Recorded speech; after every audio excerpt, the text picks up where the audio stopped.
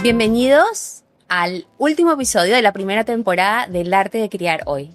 Soy María Liz Barba, psicóloga clínica con especialidad en terapia familiar, en infancia y en adolescencia.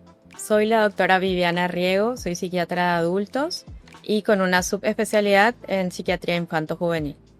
Hoy decidimos abordar un tema transversal de la crianza, nuestra propia crianza. Hablaremos de padres y madres inmaduros. Entenderemos cómo esa paternalidad y esa maternalidad afecta la propia crianza de sus hijos. Entenderemos cómo se construyen esos vínculos y cómo esas heridas de estos padres y estas madres emocionalmente inmaduros se van transfiriendo de generación en generación. Hablaremos, no desde el lugar de psicopatología, sino hablaremos de esquemas, de patrones que se presentan en estas dinámicas familiares.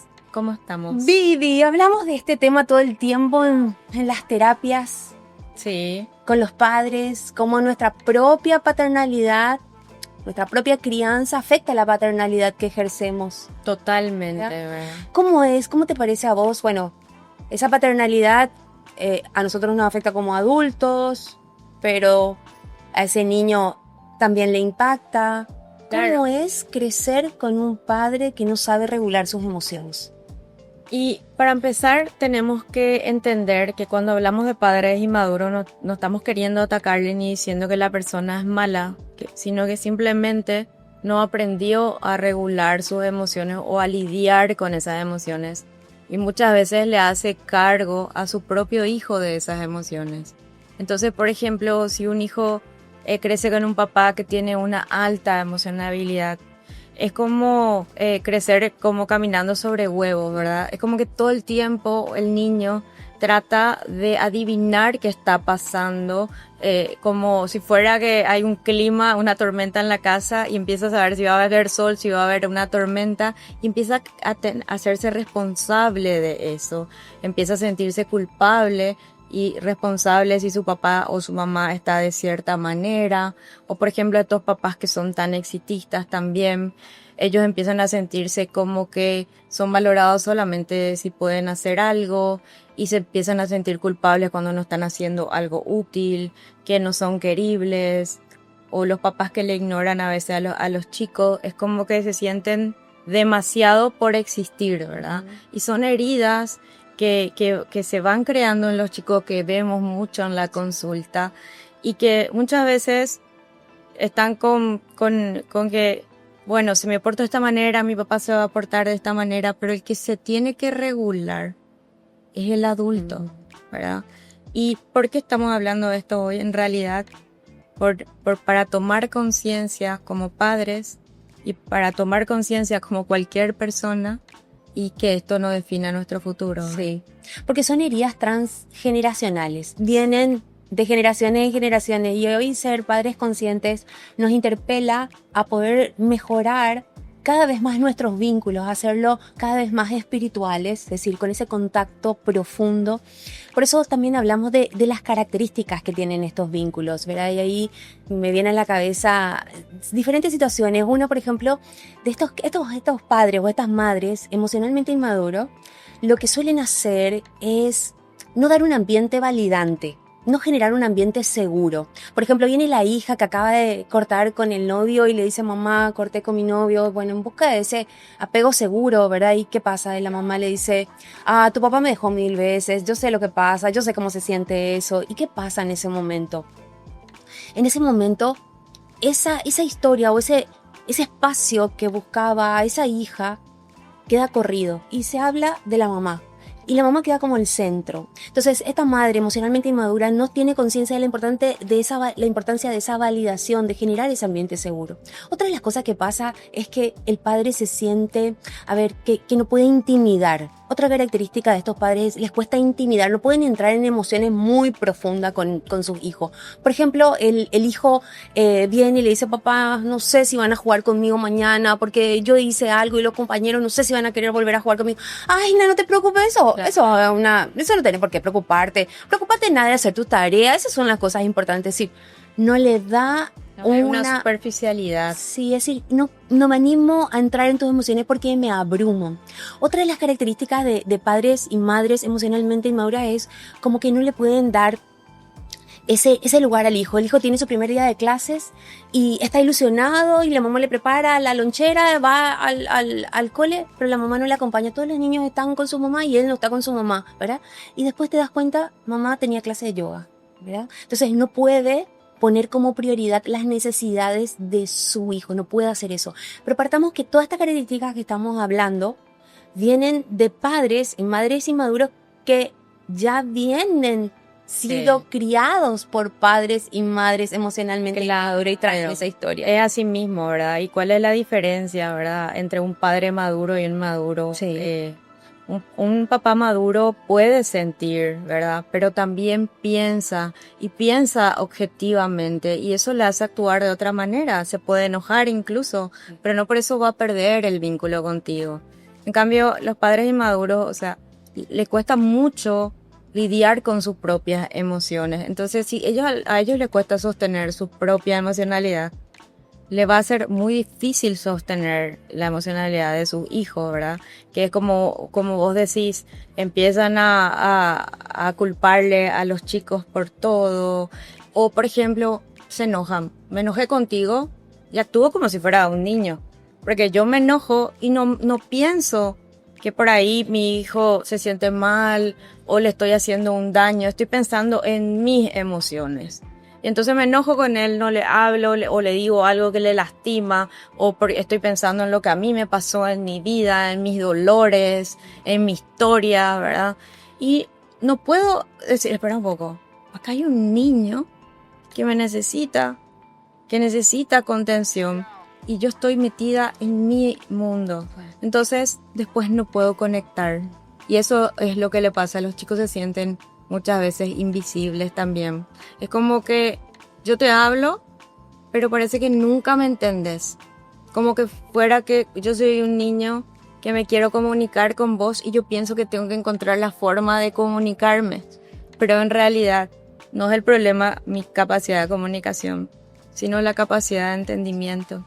Y ahí también ese niño tiene como una carga de agradar, porque siempre, bueno, sí, como toda naturaleza humana, necesitamos como que agradar a nuestros padres, que ellos se sientan orgullosos. Y estos hijos de padres inmaduros muchas veces hacen un esfuerzo que a lo mejor en la primera infancia está ese esfuerzo y ya en la edad adulta quedan otras emociones, ¿verdad?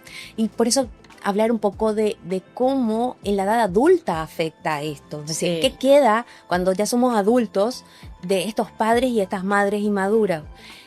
A mí me gusta pensar esto y suelo llevar todas las terapias el concepto de que son como a ver, si yo me voy al baño y me voy a mirar al baño y veo el espejo roto y en ese espejo roto me miro y el espejo está en pedacitos, yo no estoy rota, el espejo está roto.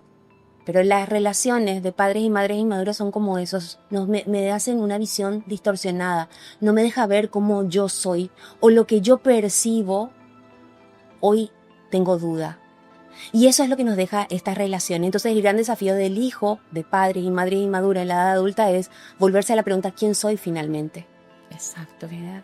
¿Quién soy finalmente? Y este hijo y esta hija en la edad adulta de padres y madres inmaduros, si fueron criados, por ejemplo, por padres muy desregulados, es como que son hipervigilantes, tienen miedo a entrar en conversaciones que sean profundas, por miedo a eso que acá explota algo si hablo. O también puede pasar como mecanismo que el hijo termine siendo como modelado por esta desregulación. También se desregula como aprendió en su infancia. Otra característica es que los hijos, por ejemplo, de padres que son muy exitistas, que buscan el éxito en su hijo, estos hijos en la edad adulta son muy perfeccionistas y tienen mucho miedo al fracaso. Enfrentar un fracaso es el fin del mundo. Otra característica y que solemos ver sobre todo en los padres pasivos es como, para hacer una analogía, el hijo de un padre pasivo, una madre pasiva, ¿cómo es? Es como que yo a un niño pequeño le digo, entra en esta habitación y le muestro un cactus, un bracito así corto y otro largo, ¿verdad? El cactus. Y le digo, ella es tu mamá. Y le dejo ahí a ese niño. Ese niño, como todo instinto de necesidad, le apego. Va a esperar primero que le abrace, pero ese abrazo nunca va a venir, no va a estar. Entonces se va a ir hacia el abrazo, pero ¿qué va a pasar? Si es un cactus, ya sabemos qué le va a pasar, ¿verdad? Entonces, la reacción del niño va a ser, me va a acercar hasta un lugar que no me duela. Después ese niño sale de adulto de ese vínculo y por supuesto que repite ese patrón. Totalmente. Busca relacionarse hasta un punto, porque si me intimido mucho, me va a doler la relación. Entonces esos patrones se repiten y es así como estos padres y estas madres inmaduros que sin conciencia repliegan patrones. Totalmente. Y afectan la crianza de estos niños. La crianza de ellos y su vida futura, ¿verdad? Y una psicóloga que hizo un libro justamente de eso, sí, Gibson, hablaba de los tipos de padres inmaduros que estabas hablando. Por ejemplo, estos padres que son emocionales, que más o menos el clima de la casa depende de cómo ellos vengan. Entonces, cuidado, no te portes mal, porque tu papá se siente mal, tu papá se va a poner mal, se va a poner triste. Todo el tiempo es como que te responsabilizan a vos como niño de que vos tenés la responsabilidad de hacer que tu papá se sienta bien. Sí. Entonces, ¿qué pasa? Al no lograr eso, vos sentís que vos tenés la culpa. Uh-huh. Y también, como vos decís, empezás a querer adivinar todo el tiempo la necesidad del otro. Entonces, como vos decís, uno va creciendo y va queriendo, a ver, ¿qué necesita el otro todo el tiempo? Y tu necesidad no aprendiste. Te volvés complaciente. Te volvés, pero pensando milimétricamente en lo del otro. Y generalmente uno no piensa en uno, ¿verdad? Y después están como estos papás exitistas, que parecen los mejores papás, así, porque ya tienen, o sea, el mejor colegio. Vos estás ahí, ¿qué fútbol le escribo? Ya le escribió en el fútbol de no sé dónde, ya está haciendo el curso de no sé qué cosa, su hijo. Y vos te sentís ahí la peor, ¿verdad? Pero cuando vos ves, no se habla mucho de las emociones ni de los sentimientos. Es como que le ve como un proyecto, como un objetivo. Una inversión. Una inversión. Y entonces vos como niño pensás, bueno, a mí me quieren solamente si yo llego a estos objetivos. O también muchas veces se le ve como mostrarle, ¿verdad? Tanto a la comunidad o mostrarle. Entonces como que... Hijos trofeos. Hijos trofeos que vos tenés que ser de determinada manera. Entonces nunca podés equivocarte, nunca, si te equivocas sentís muchísima culpa, si te tomás un día libre o un libro sentís que sos el peor como hijo. ¿Por qué? Porque todo se tiene que valorar acorde a lo que tu papá extiende de vos, ¿verdad?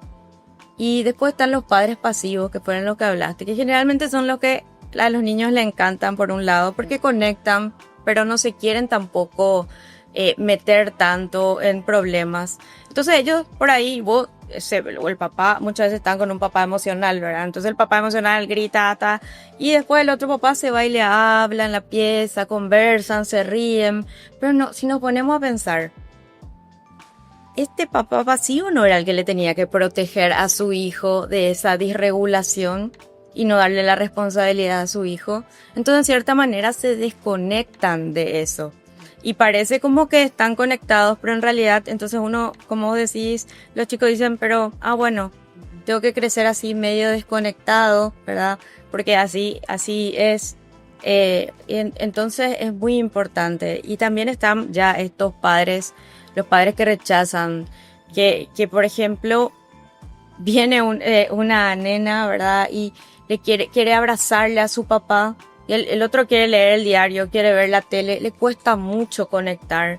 Entonces vos sentís, no, yo tengo algo malo, ¿verdad? Entonces empezás a tratar de agradarle todo el tiempo o de no molestar. Entonces te sentís por una parte que sos invisible y por otra parte todo el tiempo estás midiendo que sos mucho, o sea, sentís mucho, sos difícil de manejar. Y como vos decís, eso impacta mucho.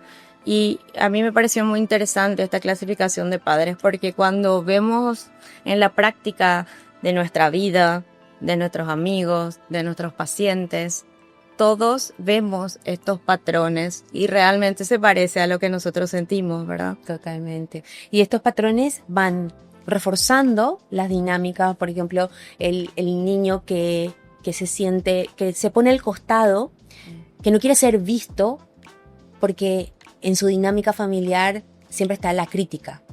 Entonces aparece en la edad adulta, este miedo a ser visto, porque en mi crianza, cuando yo era visto, siempre había algo que me corregían, siempre había algo que me hice bien.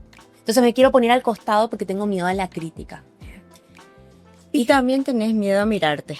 Tenés miedo a mirarte y es porque es lo que hablábamos del espejo, ¿verdad? Sí. Tenés miedo a mirarte porque vos no sabés quién sos. Porque esa imagen que te proyectó, esa dinámica, está distorsionada, ¿verdad? Está distorsionada. Te llegas a preguntar, entonces finalmente quién soy. Claro, nos vemos a través de nuestros padres y nuestros padres no nos están devolviendo la mirada. Porque su emocionalidad, su inmadurez no nos permite esa conciencia para nosotros. Ni ellos mismos la tienen, ¿verdad? Exacto. Entonces es como que lo que nos pueden dar tampoco es suficiente. Pero bueno, tampoco eso significa que, como decimos, no se trata de culpabilizar, se trata de ver estas heridas y se trata de ver nuestras propias heridas también. Pero ¿qué te parece que ocurre con el niño cuando espera ser sanado, espera que sus padres cambien? Bueno, yo creo que de niño no espera ser sanado. Ahí esperas más de esa fantasía. No, esta vez mi papá no me va a retar. O esta vez sí ya va a venir contento. O esta vez le va a gustar. Sí. O esta vez no me va a criticar. Sí. O esta vez ya hice perfecto. No, seguro que ya está bien esta vez. Se llama fantasía del cambio, ¿verdad? Pero una vez más, el niño se responsabiliza. Si yo me porto bien y si hago todo bien y si me pasa esto, entonces mi papá va a cambiar. Porque realmente, ¿por qué sienten eso? Porque hay veces que sí, el papá le presta atención. Por ejemplo, ven cuando están enfermos, por ahí le cuidan más. Sí. Pero después eso cambia, porque en lo emocional les cuesta mucho conectar. Pero para los chicos necesitan tener esa fantasía para poder soportar esa infancia, ¿verdad? Ahora, esa fantasía del cambio sí ya no es buena en la adultez. Claro. Porque uno sigue pensando de que tiene que hacer ciertas cosas para que el otro cambie. Y como vos decís, acá lo importante no es culparle a los papás, pero es muy sanador darte cuenta de que no eras vos el problema, ¿verdad? Que vos no eras el niño no querido, fallado o roto, y que nadie más que vos, y conocerte a vos mismo, porque el primer camino es darte cuenta, y el segundo, empezar a conocerte a vos mismo, porque si no repetís esta fantasía de que alguien se va a dar cuenta de lo que vos valés, tu pareja, tus amigos, hasta tus hijos, ¿verdad? Entonces ahí la fantasía del cambio sí ya nos hace daño. Sí. Porque lo único que somos capaces de cambiar cómo nos vemos somos nosotros mismos. Por eso es tan importante escuchar a ese niño que te dice, mi mamá es mala, o vos no sabés nomás, y vos ahí decís, te querés aliar con el adulto, y decís, no, tu mamá te quiere por eso, ¿verdad? Pero a veces también es bueno como tía, como, no sé, profe, cuando escuchas esto de un niño, poder escuchar y decir, a ver, ¿qué estás diciendo? Porque detrás de eso está un padre o una madre emocionalmente inmadura. También hemos hablado de esta fantasía de niño, pero también está esa fantasía idealizada de adulto, que el adulto se queda como atrapado como si fuese casi que un día el papá o la mamá emocionalmente inmadura se va a levantar y va a decir, ¿sabes qué? Sé que te lastimé y ahora vengo a pedirte perdón. Es decir, esa fantasía lo único que te hace, te encadena y te aferra al dolor, a como que el cambio tiene que venir de afuera y no tiene que venir de mí. Sí, de reconocer yo como acto humano de que fui herida en esta crianza y yo me comprometo a poder sanar, a reconocer lo que me duele, a validar lo que es mío, lo que yo sí siento que soy buena, o sí ese concepto que yo sí siento quién soy yo. Claro, y ahí estamos en lo que es la reparación, ¿verdad? De si nosotros tenemos el poder de no continuar con esta herencia parental. Sí. Y por eso estamos hablando acá, no estamos hablando para culparle a ningún papá que quizás no tuvo los recursos emocionales, no porque quería, sino porque justamente no se lo dieron, ¿verdad? Y lo primero que uno siente al darse cuenta es primero, por una parte, alivio. Yo sentía que algo pasaba, pero tiene nombre. Lo que yo estoy sintiendo, lo que no entendía que pasaba, tiene un nombre. Sí. Después es un duelo. El duelo de que a vos no te pasó eso, no te vieron. que no pudieron, que vos no podés, que tenés que aceptar que por ahí no vas a poder, incluso como vos decías en la edad adulta, comunicarte, y también el duelo por ese niño, sí, ¿verdad? Que no recibió esa atención emocional.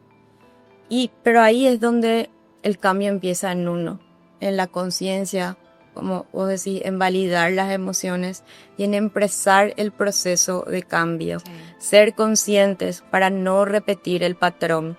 Y lo bueno es que la neuroplasticidad en el cerebro también se da en los adultos. Entonces, si nosotros somos conscientes, espera, me estoy pasando, me estoy metida en mis emociones con mi hijo y no me estoy dando cuenta, poder empezar a tener como patrones más sanos con nuestro hijo, mirarle, y ahí también cambiamos nuestras conexiones y también estamos creando una nueva historia. Por eso a mí me parece muy importante, uno puede sanar, ¿verdad? Evidentemente, cuando uno es niño, va a haber un dolor por ese niño, ¿verdad?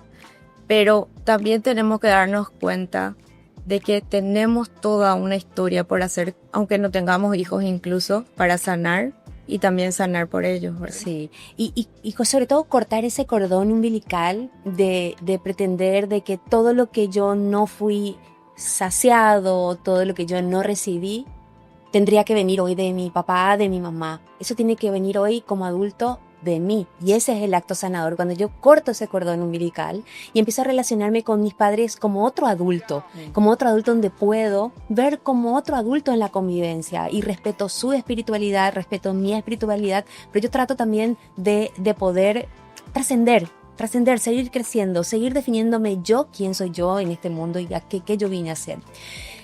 Hay características que son importantes que podamos hablar para poder salirse como un padre. Es decir, que si yo fui hija o hijo de un padre, una madre emocionalmente inmaduro, cuando me toque ser padre, ¿qué puedo hacer para salirme de esto? Una de las cosas principales es la terapia. La terapia nos ayuda a reconocernos, a entender nuestro dolor, a entender nuestra historia, a reconstruir y resignificar esta historia, este resignificado que hablábamos de que finalmente ellos no lo hicieron por maldad, hicieron porque era lo que podían hacer. Exacto. Porque ellos también representan otras generaciones, ¿verdad?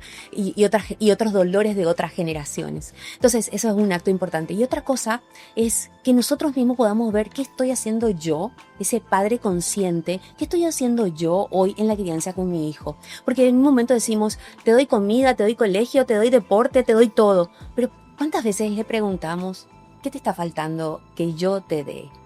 ¿Qué cambio querrías que yo haga? El adolescente te dice, o el chico te dice, papi, no quiero que me retes tanto, o no me gusta que me critiques. Entonces sí, nos lleva así como un acto de conciencia, bueno, acá está una herida, acá podría estar una herida que yo ya estoy haciendo pequeñita en mi hijo, pero qué valor que tiene que yo ponga esta pregunta, que yo escuche esta pregunta, porque yo le estoy sanando ya desde esa pequeña herida, y no va a llegar a ser una herida grande que impacte, que transforme, que limite, que lleve tanto dolor, porque eso es lo que muchas veces nos toca a nosotras, ¿verdad? Encontrar ya ese dolor por esa historia de que no se pudieron sanar a tiempo. A mí me pasa mucho con los adolescentes, que yo le digo, por ejemplo, porque sí, muchas veces, como vos decís, vos te encontrás en el consultorio que sí, los papás no tienen los recursos emocionales y muchas veces le pedimos que hagan terapia, pero son pocas las veces que logramos que realmente hagan terapia.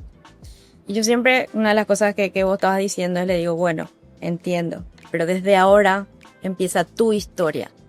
Vos empezás a ser responsable de vos misma, o de vos mismo. Vos no, vamos a empezar a trabajar en vos y en no el culparle por siempre, porque después resulta que te convertís en un adulto inmaduro. Como vos decís, que le seguís culpando por esa carencia. Entonces yo trabajo mucho eso. Bueno, desde ahora vos también tenés que empezar a trabajar ese dolor. Y otra cosa que es muy importante también cuando uno es adulto, y también le podemos enseñar a los chicos, pero en menor medida, a veces no se puede porque conviven con ellos, pero cuando sos adulto, ¿cómo manejarte con estos papás, verdad? Primero es bajar las expectativas. Vos sabés que le cuesta entender Y no lo hace de malo, no lo hace porque no te quiera. Es que le cuesta reconocer las emociones que no sean de ellos o lo que ellos quieren que seas vos, ¿verdad? Y entonces muchas veces cuando nosotros nos damos cuenta de eso, al bajar las expectativas y al mirarle como seres humanos que son, duele un poco menos, ¿verdad? Eso para mí es fundamental, ¿verdad? Después es como tener así ciertos límites claros, amorosos, como si fuera que a un niño vos le vas a poner una cerca en la pileta para que no se lastime. Bueno, estos límites, mamá, esto, papá, esto me duele. La verdad que, por favor, hasta ahí, ¿verdad? Mamá, yo no puedo escucharte cuando vos hablas mal de mi hermano, porque la próxima vez no te voy a escuchar, porque haces que mi relación con mi hermano se destruya. Entonces, probablemente te diga tu mamá, no, a mí qué me importa, yo igual te voy a contar. Sí. Pero bueno, ¿Quién me va a descargar? Igual, claro, pero yo le voy a poner ese límite, ¿verdad? Eso también es importante, que nos conectemos con nosotros mismos, porque hay veces que si hay alguien que nos saca las heridas y es como que tira ahí, no sé, alcohol a la herida, ¿verdad? ¿Verdad? Es practicar lo que es el desapego consciente, que no es que le vas a dejar de querer, pero si vos ya sabes que va a entrar en una discusión que no va a tener final y que no tiene ningún sentido, entonces no entras.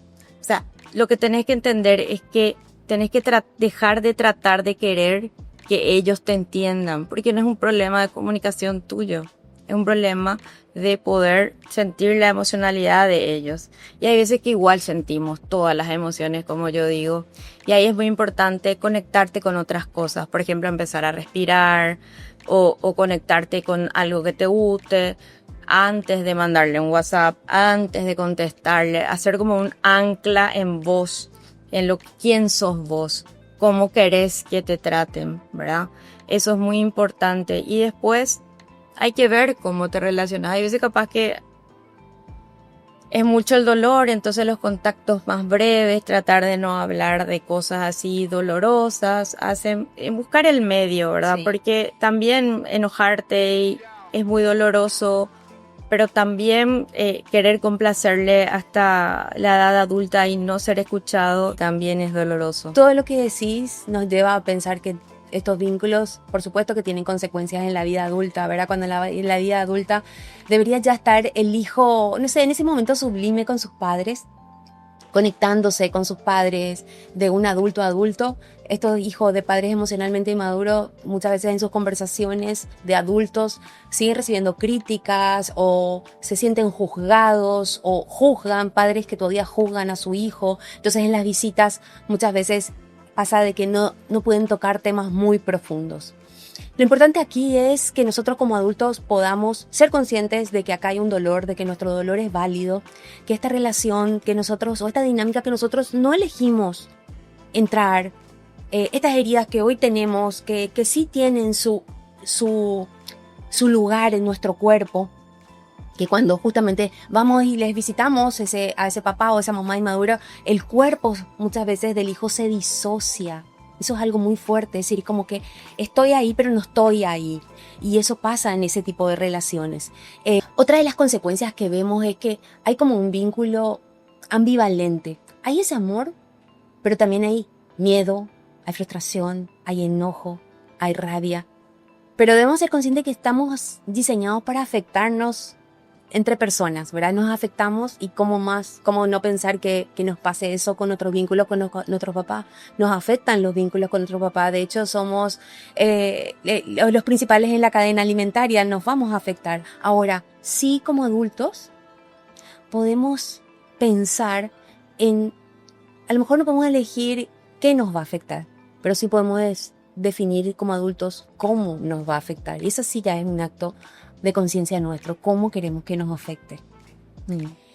¿Cuál te parece a vos que sería un mensaje para hijos de padres y madres emocionalmente inmaduros? ¿Qué desearías vos? Les quiero decir de que no se trata de odiarle a tus papás ni enjuiciarle a tus papás. Se trata primero de poder comprender lo que te pasó, que lo que vos viviste fue real. Eso me parece muy importante, que nosotros podemos cambiar, que tenemos ese poder de poder validar lo que sentimos, que lo que sentimos es importante. Como hablamos, la neuroplasticidad, trabajar en terapia, trabajar en nuestras acciones, porque lo que nos define no es el dolor que fuimos como niños, sino nuestra capacidad de sanar después, ¿verdad? Entonces quiero dar ese mensaje de esperanza en que depende de nosotros y es un trabajo. Y quiero, Marialis, también hablar sobre cómo se sienten estos chicos cuando entran en la compasión o en la autocompasión. Sí. Ese proceso de autocompasión es el bienvenido dolor, ¿verdad? Es decir, acepto que mi niño, mi niña fue dañado y le valido y le doy un lugar y reconozco qué cosas te pudieron haber dañado. Porque sí, las reconozco, las veo, hoy entiendo esa dinámica como adulto y las reconozco y le doy un lugar y entiendo por qué está ahí ese dolor. El aceptar ese dolor, el recibir ese dolor, el entender de que esa herida puede ser sanada, pero con un autocompasivo hacia mí misma que yo digo, yo me puedo sanar. Entonces yo me empiezo a maternar, yo me empiezo a cuidar como también hubiese querido que me cuide. Y también en este acto reparador, también empiezo a tratar a mis padres como quiero que a mí me traten. Porque si no también quedo atrapada en esta herida, donde por un lado me sano a mí, pero sigo teniendo esa energía que me retiene. Y a veces conocemos historias de padres y madres emocionalmente inmaduros que los hijos no se distanciaron, no conviven con sus hijos. Y a esos hijos me encantaría poder decirles que se pueden liberar. No hace falta que se vuelvan a relacionar, porque a veces reconozcamos que genera dolor, sí, que esos padres siguen proyectando cosas que lastiman, muy fuertes, y ese hijo tiene todavía sus propias heridas que a pesar de un esfuerzo que lo está haciendo, le cuesta liberar, pero aunque sea energéticamente, se vuelva a vincular.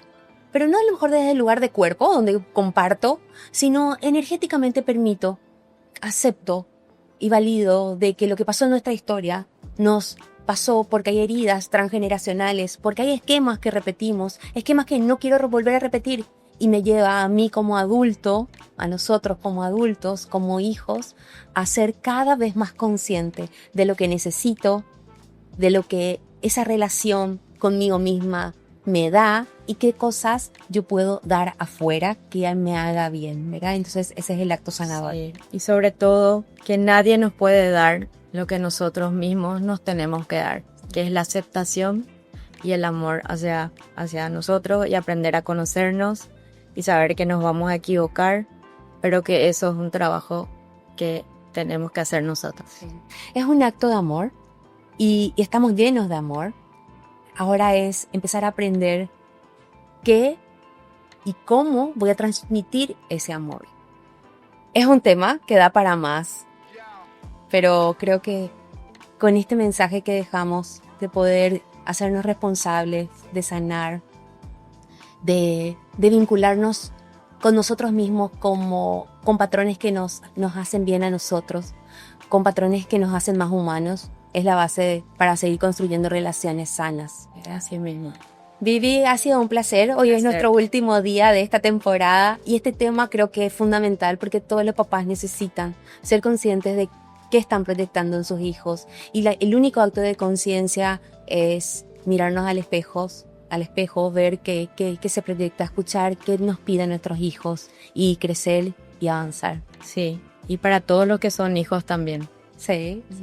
Con esto terminamos esta temporada y agradecer a nuestra producción de Tres Seres que nos acompañó en esta primera etapa y también agradecer a todo este espacio hermoso de Amor del Sol que nos acogió en todos los episodios. Y a vos, Vivi, por tu ciencia, paciencia y por tu don de gente que tenés, muchísimas gracias. No, y a vos, Marialis, porque tu don de explicar, ¿verdad? Y de ponerte en el lugar del otro realmente llega.